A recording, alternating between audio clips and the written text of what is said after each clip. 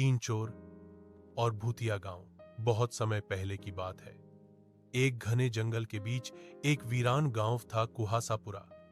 लोग कहते थे कि वहां रात के समय अजीब रोशनी दिखाई देती है और हवा में किसी के रोने की आवाजें सुनाई देती हैं। डर के मारे गांव के सभी लोग उसे छोड़कर चले गए थे। एक रात तीन चोर, रघु, बाबू और फकीरा, एक मंदिर लूटकर भाग रहे थे।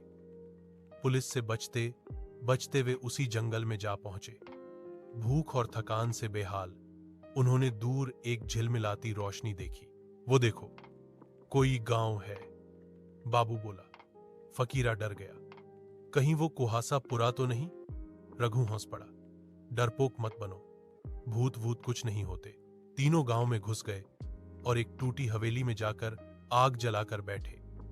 तभी दरवाजे पर थक थक थक की आवाज आई। रघु बोला, कौन है? बाहर से एक धीमी आवाज आई। भूखे हो बेटा?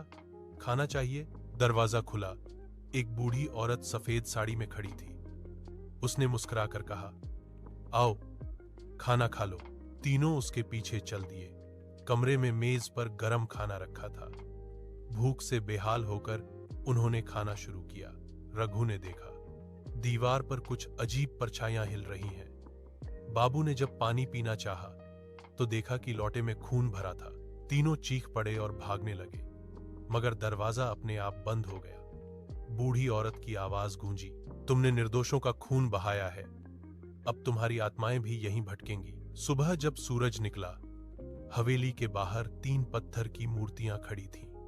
कहते हैं, आज भी रात में कुहासापुरा से आवाज आती है, हमें छोड़ दो, हमें माफ कर दो। उसके बाद कोई भी उस गांव में कदम रखने की हिम्मत नहीं करता।